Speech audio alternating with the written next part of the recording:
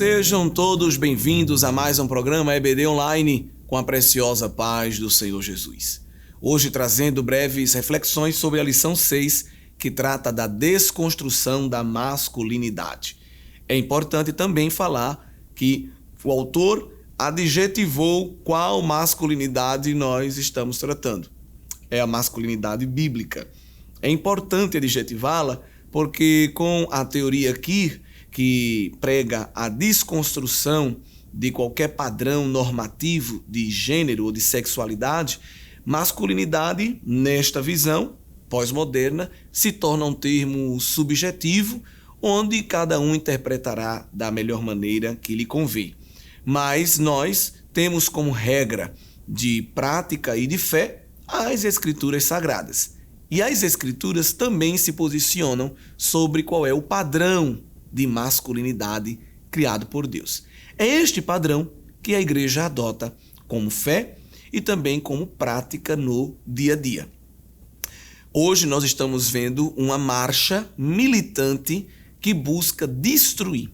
Às vezes nós usamos o eufemismo desconstruir, mas na verdade o objetivo não é só uma desconstrução, mas é a destruição por parte dos militantes de ideologias, destruir todos os padrões judaico-cristãos, incluindo até aqueles que se relacionam ou que se referem à sexualidade. Queridos irmãos, nós sabemos que quem criou a sexualidade foi Deus. E fez isso de uma maneira multifacetada em dois padrões de complementaridade: o padrão masculino e o padrão feminino. Nós teremos agora esses 2 domingos, esta semana e a próxima, para meditar no padrão masculino e no padrão feminino, respectivamente. Em relação à masculinidade bíblica, que já é apresentada ali nos capítulos iniciais de Gênesis, quando Deus trata da revelação da criação, nós vamos observar que Deus dá ao homem uma missão. A teologia chama isso de mandato cultural. O mandato cultural é aquele conjunto de tarefas que Deus confia ao homem para a administração dos recursos da criação. Deus coloca o homem em uma posição de chefia, Deus concede ao homem autoridade sobre a criação, mas essa autoridade não deve virar autoritarismo. Essa administração não deve virar exploração.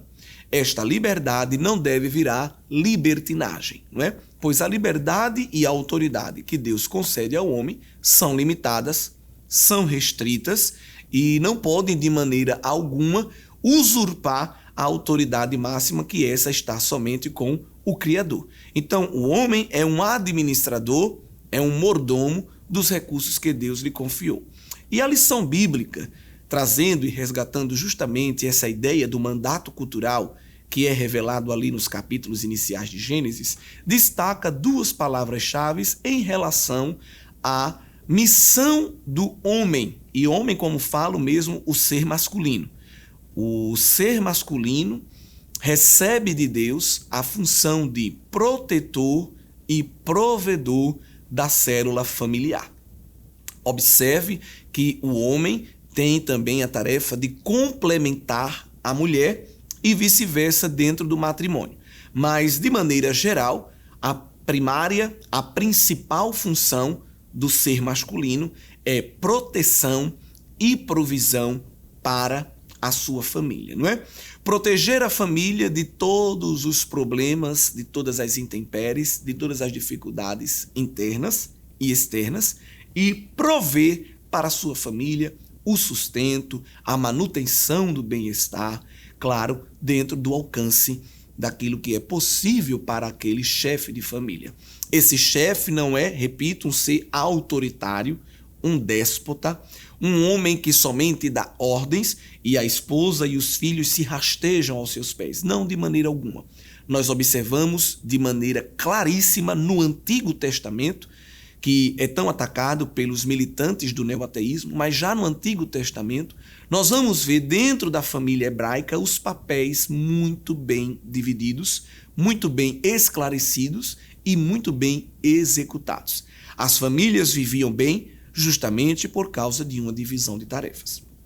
Nós sabemos que Israel vivia em uma comunidade tribal seminômade, ou seja, as pessoas viviam em regiões desérticas, elas se aglomeravam com os seus núcleos familiares, né, que eram as tribos. Então as tribos elas estavam organizadas de maneira adjacentes, e dentro de cada tribo nós tínhamos ali convivendo os vários clãs, né, os vários núcleos familiares relacionados àquela tribo.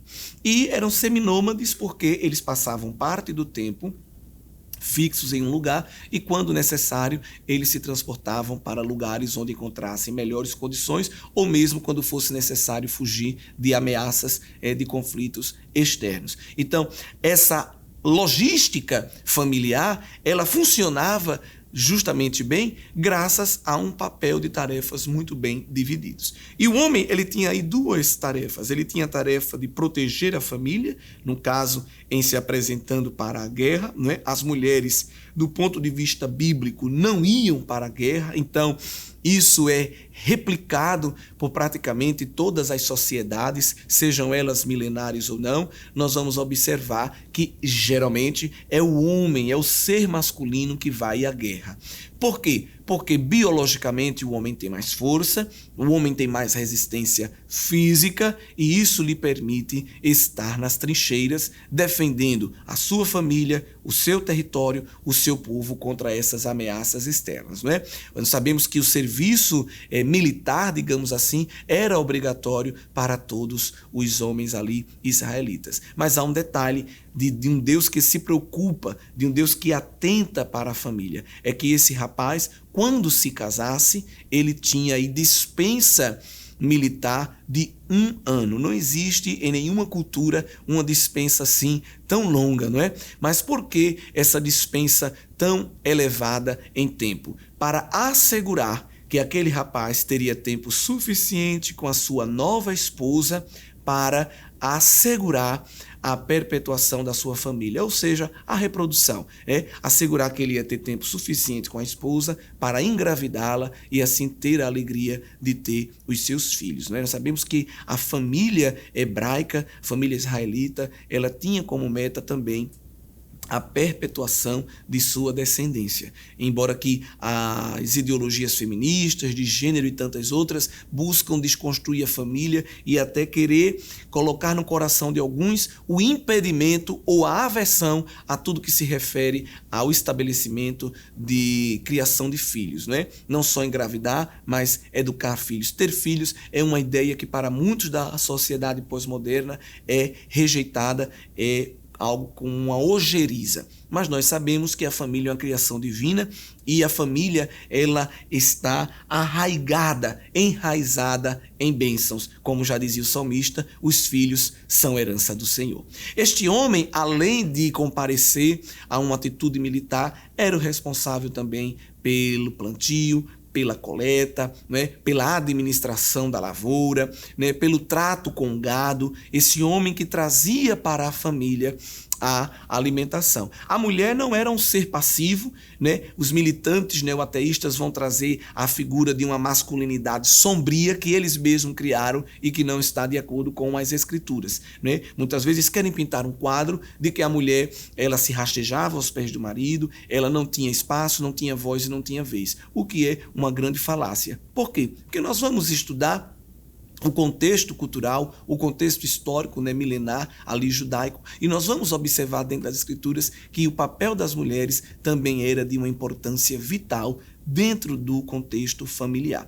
As mulheres elas não eram tão passivas como alguém quer mostrar que elas eram, não de maneira alguma. Até porque nós vamos ver em Provérbios as características dessa mulher, mas na frente nós iremos estudar. Mas a mulher ela também tinha o espaço para fazer as atividades domésticas, inclusive não somente preparando a comida, mas às vezes indo buscar o ingrediente mesmo lá no campo e logo cedo já preparar tudo para a família. A mulher também tinha a importância da educação, já que o pai passava a maior parte do tempo lá fora, a mulher passava mais tempo com as crianças, então a ela também era outorgada a confiança pedagógica. Isso mostra que as mulheres não estavam num patamar inferior de maneira alguma, mas complementavam os seus esposos. Então, a divisão de tarefas permitia o bom funcionamento de um núcleo familiar. Então, este homem, este ser masculino, traz para a sua esposa e para os seus filhos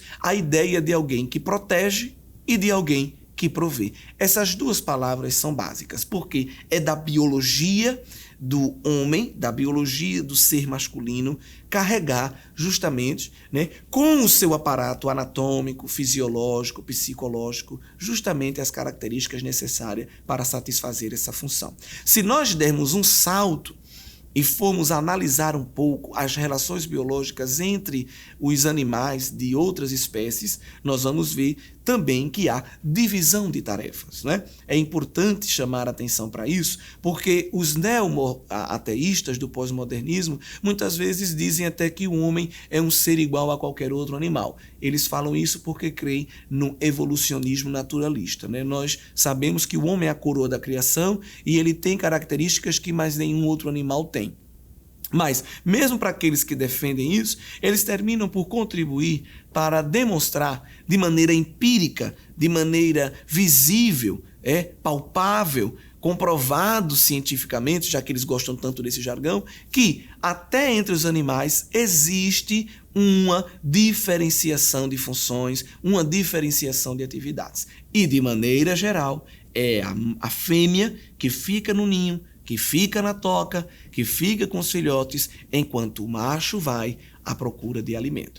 Isso pode variar também, é claro, de espécie para espécie. Por exemplo, há espécies de pinguins em que o macho é que choca os ovos e a mãe sai no inverno à procura de alimento, né? É possível haver isso, mas de maneira geral, nós vamos observar que há uma divisão de tarefas bem claras. Então, se nos animais irracionais que agem por instinto biológico, nós encontramos esta diferenciação que, na verdade, promove uma complementaridade, porque nós queremos destruir, não é desconstruir, mas muitos querem destruir esta diferenciação que também promove complementaridade dentro do ser humano, não é, queridos? Então fica aqui essa reflexão introdutória que você também pode trazer nesta aula sobre a masculinidade bíblica. Não é errado, não é constrangedor o homem se colocar na posição de protetor e de provedor da sua família. Bem, queridos, então tem mais algumas coisas que nós queríamos meditar também nesta lição que trarão contribuições para a sua aula, né? Lembrando aí a nossa verdade prática que diz que o homem foi criado com qualidades que expressam virilidade, responsabilidade e liderança, né? A virilidade do homem, não só física, mas também emocional, pois ao homem cabe essa capacidade de agir mais pela razão, né? De suportar o choque sem demonstrar uma reação logo, né? Suportar a pressão sem trazer uma resposta tão repentina, analisar primeiro as variadas vertentes para tomar uma decisão. Então, o homem, ele tem essas características da sua virilidade, que não é só física, mas também mental ou emocional, justamente para ele desenvolver as suas funções básicas, que, repito, já foram faladas aqui, são de protetor e de provedor. Mas vamos avançar um pouco mais, olhando para como o Senhor Jesus, durante o seu ministério terreno, como ele se posiciona em relação à masculinidade, né, e a esse padrão diferenciado entre o masculino e o feminino dentro do relacionamento humano. Nós temos ali capítulo 10 do Evangelho escrito por Marcos, do verso 1 ao 12, Jesus vai se posicionar sobre o casamento e sobre o divórcio, né? E aí é interessante chamar a atenção para uma coisa. O Senhor Jesus, ele vem trazer uma nova ótica, uma nova aliança, uma nova abordagem, né? Jesus diz, olha, eu não vim destruir a lei, eu vim cumpri-la. Esse cumprir no sentido de completá-la, né? De ser aquilo que preenche plenamente a lei. Jesus veio com esse sentido. Jesus vem trazer uma nova lente, uma nova visão de como o homem deve se posicionar, não é, diante de Deus e diante dos homens, né? Ele coloca agora a criação humana no patamar mais elevado espiritualmente. Quando antigamente bastava o homem cumprir os ritos religiosos e ali eles já se consideravam santos, aptos a desfrutar aí da bênção de Deus. Na nova aliança, Jesus impõe agora uma nova ética moral e espiritual que não destrói aquela primeira, mas que complementa, que alarga, não é? Quando quando Jesus chega e diz, olha, um mandamento novo eu vos dou. Na verdade, se a gente observar, não é um mandamento novo, é uma reafirmação com uma ênfase maior naqueles mandamentos que já eram conhecidos. Então Jesus resume todo o decálogo, os 10 mandamentos, em 2. Amarás ao Senhor teu Deus acima de todas as coisas e amarás ao teu próximo como a ti mesmo. Esses mandamentos, eles são a síntese plena e perfeita dos 10 mandamentos lá em Êxodo, não é? Quando aqueles 10 mandamentos eles se dividem em 2 grupos. Mandamentos que se referem ao nosso relacionamento com Deus e mandamentos que se referem com o nosso relacionamento com o homem. Então Jesus não traz uma inovação no sentido de dizer, olha, nada daquilo serve, eu vou trazer uma coisa nova. Não, ele traz uma interpretação mais alargada, mais aprofundada, pois agora é com as lentes, né, da graça aí, as lentes da nova aliança. Então, partindo dessa ideia de Jesus que vem, né, desfazer as rédeas da religiosidade e colocar o homem na condução do Espírito, a gente poderia ouvir Jesus dizer no seu ministério terreno, olha, eu vim trazer o amor, eu vim trazer a liberdade, eu quero que o homem viva e desfrute da vida com total prazer, sem se preocupar com regras, sem se preocupar com padrão. Bem, do ponto de vista da interpretação equivocada de alguns, era para a gente ter visto Jesus falar isso. Mas nós não vamos ver Jesus desfazer de mandamentos. Pelo contrário, nós vamos ver Jesus reafirmar. Nós vamos encontrar Jesus endossando, ratificando, confirmando orientações e preceitos do Antigo Testamento. E Marcos 10 é um grande exemplo disso, quando os fariseus lhe perguntam se era aceitável um homem repudiar a sua mulher, ou seja, devolvê-la numa atitude de divórcio. E aí o que é que Jesus pergunta no verso 3? Que é que vos mandou Moisés? Ou seja, Jesus resgata lá a lei mosaica. E eles vão responder, né, o item correto da lei. E Jesus agora traz a interpretação. Só que a interpretação de Jesus não é abolindo os padrões, mas é reafirmando, glória a Deus. Veja o que Jesus diz no verso de número 6. Porém, desde o princípio da criação, Deus os fez macho e fêmea. Por isso, deixará o homem a seu pai e a sua mãe e unir-se-á à sua mulher. E serão os dois uma carne, e assim já não serão dois, mas uma carne. Portanto, o que Deus ajuntou, não o separe o homem. Olha só, Jesus sintetiza, né, toda a orientação ali de Gênesis, reafirmando sem alterações. Então é muito importante chamar a atenção disso, porque há muitos militantes, né, não só ateus, mas até que se dizem cristãos progressistas, liberais, né, pessoas que falam tanto em liberdade e que querem colocar palavras na boca de Jesus, ou seja, alterando o que ele disse, trazendo um engano e uma fraude às Escrituras para talvez tentar conquistar pessoas mais simples de entendimento. E aí muitas vezes o grande discurso é: Jesus, ele veio pregar o amor, a paz, a liberdade, e o que importa é nós sermos felizes. Mas isso aí é, no mínimo, uma desonestidade intelectual em relação às Escrituras Sagradas, porque ao lê-las, principalmente os evangelhos, né, que alguém fala tanto que o evangelho é amor, mas o evangelho não é só amor, há um padrão de justiça no evangelho a ser seguido, há um padrão de conduta estipulado por Cristo, e esse padrão é absoluto, não é relativo, e estão aonde? Nos evangelhos. Então Jesus aqui, ele resgata Gênesis, a orientação do Pai, em Gênesis 1, de que o homem deixe a mulher e una-se, deixe os seus pais e una-se à sua mulher, formando aí uma só carne. Então, este é o padrão sintético de relacionamento. E observe que coisa interessante é que Jesus toma aí o homem com a iniciativa, não é? Ah, Jesus é machista? De maneira alguma. Mas ao homem cabe essa posição de liderança. Quando eu destruo os padrões de liderança, eu tenho um modelo anárquico. Um modelo de governo onde ninguém dita a regra, ninguém diz a conduta que deve ser seguida, ninguém demonstra qual é o padrão, não é? Ninguém é guia, e aí cada um faz o que quer, e nós sabemos que toda anarquia está fadada à ruína, ao fracasso, à autodestruição. Então, os militantes dessas ideologias pós-modernas, eles querem implantar uma anarquia até dentro de casa. Eles têm aversão a qualquer liderança. Então, por isso, esse ataque à figura masculina. Por isso, esse ataque a esse padrão heterossexual, né? Heteronormativo, como a teoria aqui chama, né? Que são as leis da heterossexualidade. Mas nós temos que lembrar, sobretudo, que essas leis são biológicas.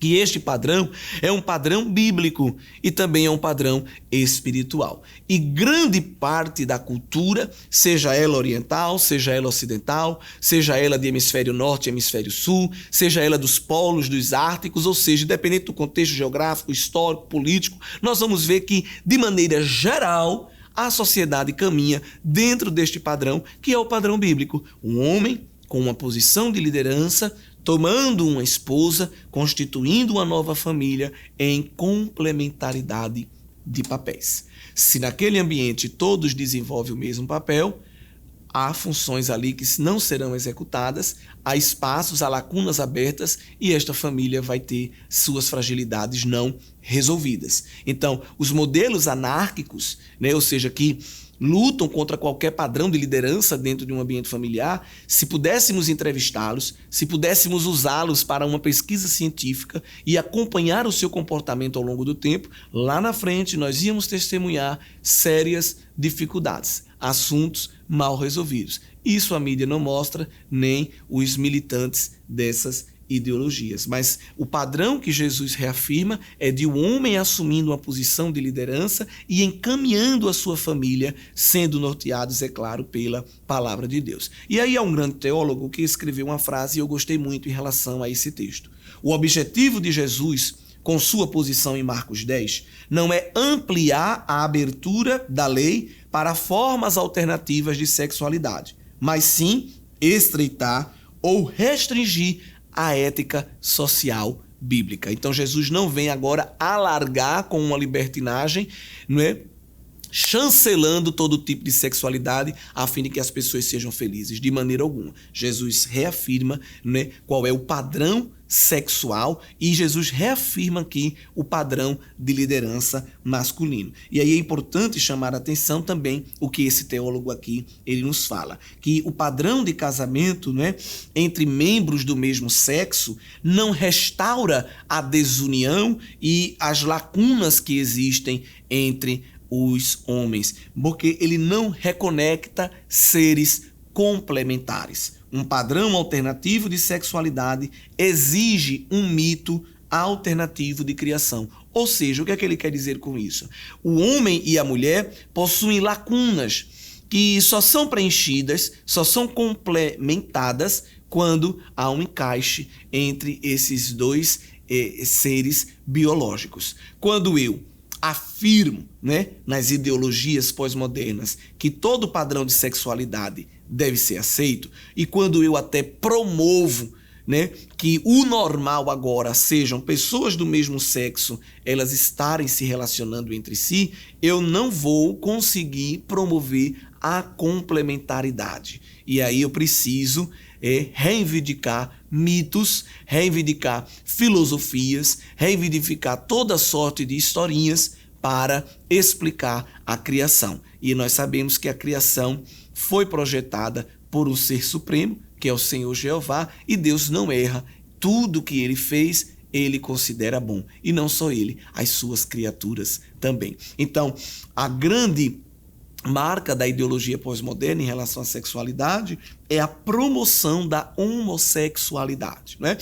A erosão da masculinidade, a desconstrução, que eu prefiro usar a mesma palavra, destruição da figura masculina, de um padrão normativo, né? de um conjunto de padrões que estabelecem o que é um homem. Então, vem uma erosão, vem uma fragmentação, vem uma fragilização deste padrão para se promover um outro padrão, que é a homossexualidade. Se a gente observar bem, as campanhas publicitárias que militam para a inserção, né, da homossexualidade dentro da cultura ocidental, por exemplo, terminam por se tornar também um padrão. Então veja como é contraditório o pós-modernismo. Ele ataca os padrões, dizendo que padrões não existem, mas Em contrapartida, ele vem agora lançar um novo padrão, porque a homossexualidade termina na vida dos militantes, né, que labutam para que a sociedade toda aceite aquilo. Evidentemente, eles estão, de maneira implícita, afirmando que aquilo também é um padrão. Porque se deve ser aceitado, né? Se aquilo deve ser tido como comum, então eles também estão dizendo que há um padrão. E aí nós vamos observar que não é um padrão. Embora que eles queiram que seja aceito como um padrão, como uma conduta normal, nós sabemos que não é, pois há diversos contextos que comprovam, né, não só o bíblico, porque o bíblico é o principal, mas há outros contextos que comprovam que não há uma complementaridade satisfeita no relacionamento entre indivíduos do mesmo sexo. Lembrando, a igreja não é intolerante, não é preconceituosa em relação a pessoas, mas a igreja se posiciona claramente com relação a ideias. O que a mídia, né, neomarxista, que quer promover justamente essa desconstrução dos valores, prega, é que a igreja é intolerante, preconceituosa, homofóbica, transfóbica, mas nós sabemos, aqueles que estão dentro da igreja, que servem a Cristo, que pregam a palavra, que a igreja não é intolerante nem preconceituosa em relação a pessoas. A igreja ama as pessoas, acolhe as pessoas. A igreja está aberta a receber todos os pecadores. A palavra é pregada para todos eles. Eles recebem oração, eles recebem intercessão, aconselhamento, assistência social. A igreja não escolhe a quem vai ajudar. O mandamento de Cristo é que a igreja vá a todas as nações. É que a igreja não olhe para o lugar nem para a pessoa, mas leve o evangelho de Cristo. Agora, em relação a ideias, em relação a ensinos, em relação a filosofias, a modelos ideológicos, a igreja tem seus posicionamentos firmes e claros, porque, é claro, estão baseados nas escrituras sagradas, tá bem? Então, quando eu digo que há outros contextos que comprovam as dificuldades da homossexualidade, e não só o padrão bíblico, não só as escrituras que vêm se posicionar contra, mas nós temos médicos, nós temos sociólogos, nós temos psicólogos que vão demonstrar com estudos científicos que a homossexualidade é um padrão que não pode ser tido como padrão, porque há, de maneira biológica, de maneira psicológica e tantas outras vertentes,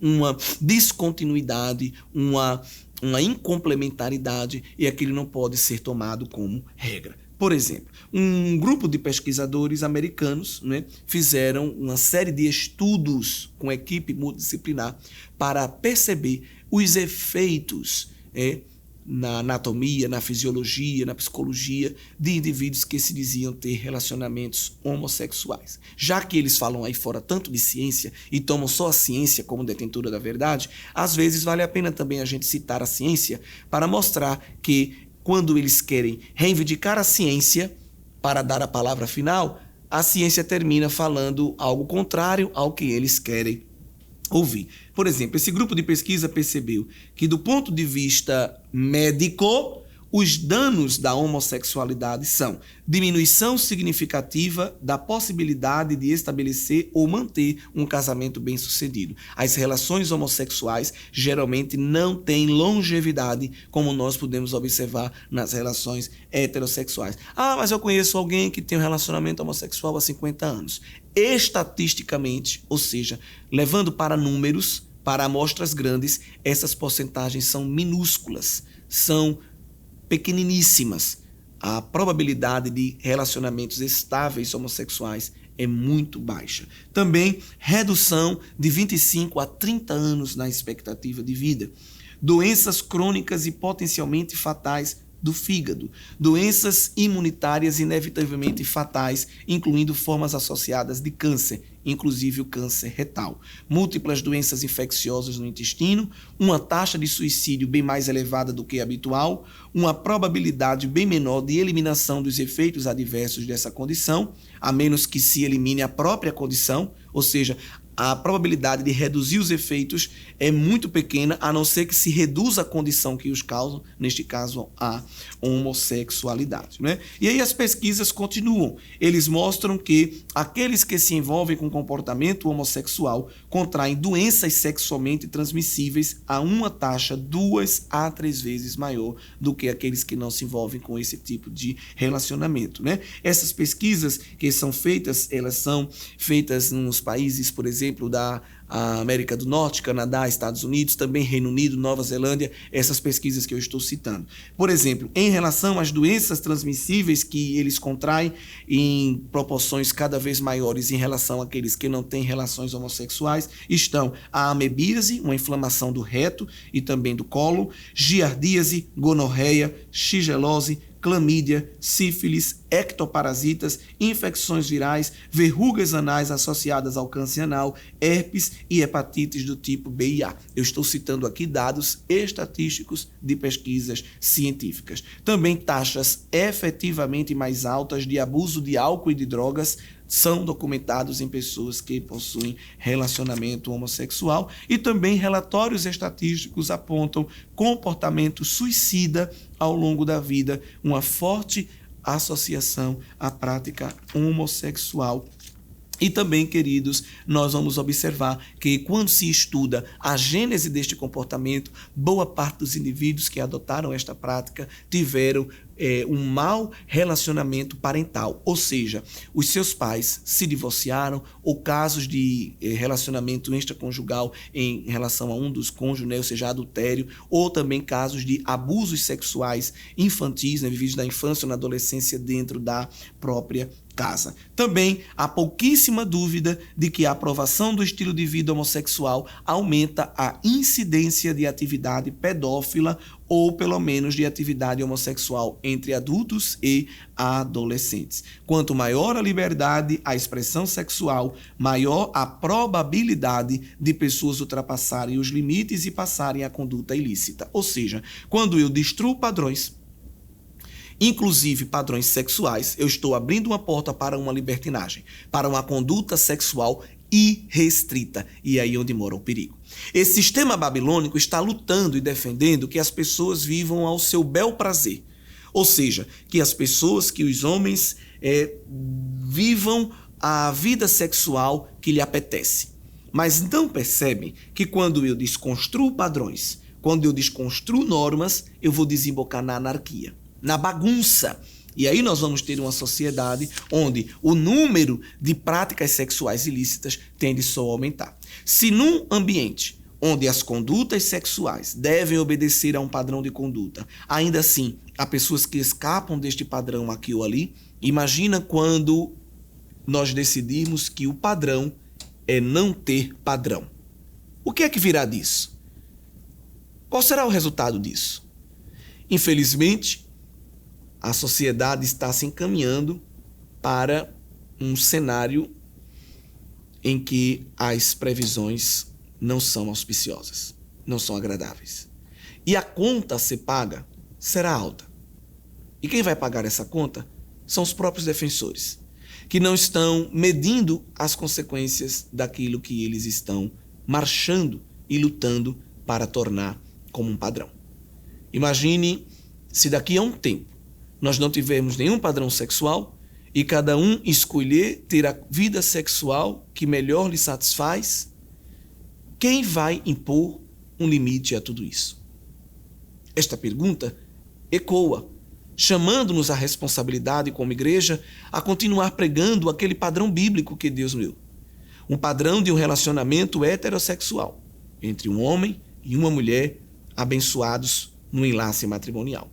Nós sabemos que toda conduta sexual que não é executada por um homem e uma mulher dentro do casamento é abominada por Deus. Deus abomina o sexo antes e fora do casamento. A bênção de Deus está sobre o sexo feito, executado entre um homem e uma mulher dentro do matrimônio. Este é o padrão bíblico. E os efeitos colaterais, evidentemente, não são mostrados como esses que eu citei aqui, que são frutos de pesquisa científica. Os efeitos colaterais de um matrimônio é a construção de uma família. Ah, mas famílias têm problemas. Claro, porque famílias são feitas por pessoas. E onde há pessoas há problemas. Mas as famílias contam com a bênção de Deus e vivem o aperfeiçoamento dos relacionamentos em Cristo Jesus. É por isso, queridos, que a igreja ela precisa cada vez mais reafirmar a liderança, a virilidade e a responsabilidade da figura masculina. Não um homem como um ser autoritário, um déspota, como eu já falei aqui, mas como aquele que conduz a sua família em provisão e em segurança. Nós sabemos que esse padrão é um padrão escolhido pelo próprio Deus. E aqueles que têm procurado executar esse padrão abençoam a sua casa, abençoam a sociedade, abençoam a sua igreja. Nós sabemos que há muitos lugares em que há duas atitudes que estão sendo tomadas em relação à erosão da masculinidade, né? A promoção da homossexualidade. Há comunidades cristãs que vão tomar um caminho radical de ofender algumas pessoas, embora que essas comunidades não representam tudo, mas existem sim. Existem aqueles que ofendem os praticantes da homossexualidade e ridicularizam e fazem piadinhas e tudo mais. Há um outro extremo, também perigoso, de pessoas que fazem a política da boa convivência com a prática, não com os praticantes, porque os praticantes são dignos do nosso amor. Mas são aquelas pessoas que dizem: aqui a gente é a igreja da inclusão. Aqui nós somos a igreja que ama, que abraça, do jeito que você estiver, porque Jesus é amor. Isso também é um perigo grande, porque nós temos que ter cuidado que há um padrão de moralidade sexual. E não somos nós que escolhemos que padrão é esse. Esse padrão é um padrão bíblico. E eu gosto muito desse livro, é o livro Contra a Cultura, do David Platt. E ele nos traz aqui algumas orientações e alguns posicionamentos acerca da moralidade sexual. Ele nos mostra que a identidade sexual bíblica é uma escolha moral, não só biológica, porque algumas pessoas vão dizer: eu estou seguindo só os meus instintos. Não, Deus nos deu um instinto biológico, mas também nos deu um padrão moral. Então, quando nós temos uma atitude sexual, nós estamos obedecendo a um instinto combinado com uma escolha. Também não podemos negar a moralidade da conduta sexual. Por isso que há um padrão do que é o sexo certo, não é? Qual é a figura que cada um deve desempenhar dentro do relacionamento. E aí a moralidade cultural, diz esse autor, quer agora, aí fora, na teologia pós-modernista, né, e nas ideologias de gênero, elevar o desejo pessoal à categoria de mais alta autoridade moral, de modo que as pessoas tenham o direito de satisfazer seus desejos sexuais conforme preferirem.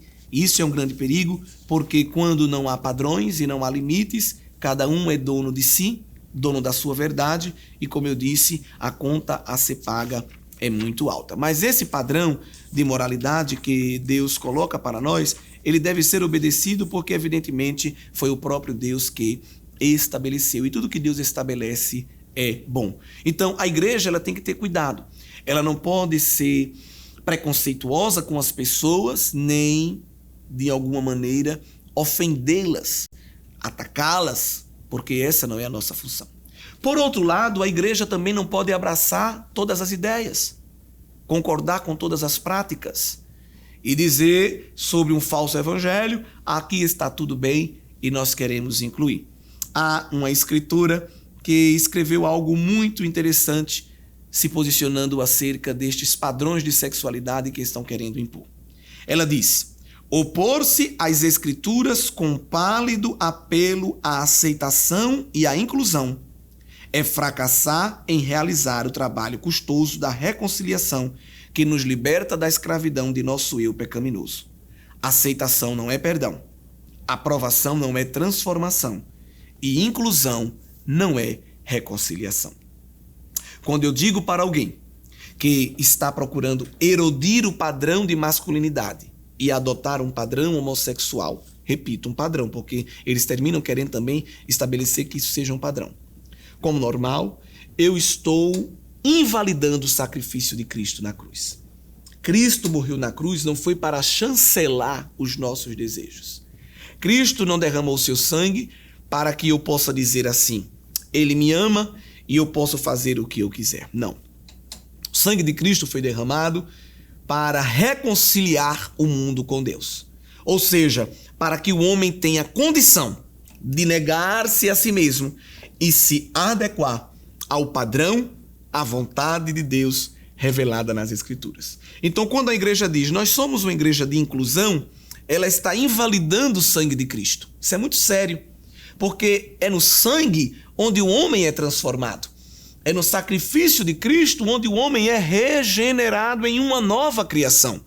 E observe que o evangelho não deve deformar, reformar e nem tampouco conformar. O evangelho é um convite à transformação.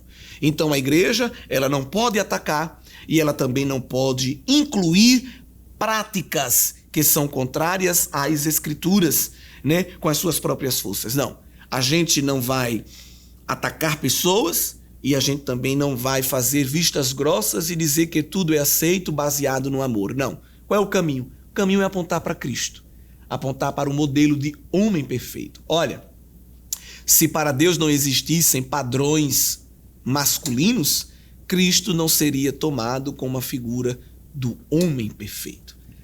O primeiro homem falhou, que foi Adão, mas o segundo homem, que é Cristo, esse é perfeito. Ele é tão perfeito que quer tornar todos os humanos parecidos com ele, né? Então, eu estou falando aqui de padrões. Claro que Cristo não vem como um padrão somente masculino, como um padrão de ser humano de maneira geral, para que todo ser humano seja conformado ao seu caráter moral, claro. Mas do ponto de vista de padrões, eu estou dizendo que se não existissem padrões, Deus não elegeria Cristo para ser o padrão da humanidade. Então há padrões, inclusive padrões masculinos, e este padrão deve continuar sendo reafirmado pela igreja. E quando alguém está fora deste padrão, o sangue de Cristo tem poder para transformar e trazer alguém a este padrão. Uma coisa também interessante, quando se conversa com alguns homossexuais, eu digo alguns, mas na verdade seriam até muitos. Muitos estão nessa prática, mas reconhecem que ela é errada. Pedem oração. Pedem à igreja que interceda por eles, para Deus lhes dar força a viver a vida que agrada a Deus. Muitos destes não são cristãos. Muitos destes nunca frequentaram a igreja, mas reconhecem que a palavra de Deus é a fonte da verdade. Muitos desses estão nas suas práticas, mas com uma ponta de quebrantamento, pedindo a Deus misericórdia para mudar. Ora, se estivessem fazendo algo normal, se estivessem vivendo algo natural, não haveria esse sentimento em seus corações. É a maior prova de que há um vazio, e esse vazio precisa ser preenchido. Que a igreja continue amando, pregando a palavra, intercedendo por todos aqueles que perderam, talvez, um padrão, perderam uma identidade. Em Cristo, essa identidade pode ser restaurada. Que o conhecimento é capaz de mudar a vida de quem lê, a gente já sabe. E que livro você pode comprar em qualquer livraria. Mas nós transformamos 100% do nosso lucro em mudança de vidas, através da ação social, evangelismo e missões. Ao adquirir qualquer um de nossos produtos, seja presencial ou à distância, você está investindo em alguém. Na próxima vez que você for comprar livros ou artigos evangélicos, não vá em qualquer lugar. Vá na Livraria Arca Missionária. Uma nova história começa quando você compra aqui. Sua contribuição através do Pix, uma operação rápida, segura e sem custos. Abra o aplicativo do seu banco, clique na opção Pix e em seguida vá na opção Transferência. Depois é só digitar nossa chave Pix, que pode ser o nosso CNPJ 11 120 490 0001 86. Nosso e-mail contribua@eadalp.org.br ou nosso celular 81-98883-2755. Verifique se a contribuição é para a Igreja Evangélica Assembleia de Deus em Abreu Lima, Pernambuco. Confirme a transferência e depois siga o procedimento do seu banco. Anote nossas chaves Pix para não esquecer. CNPJ 11 120 490 0001 86. E-mail contribua@iadalp.org.br. Celular 81988832755. Você está contribuindo para o crescimento da obra de Deus.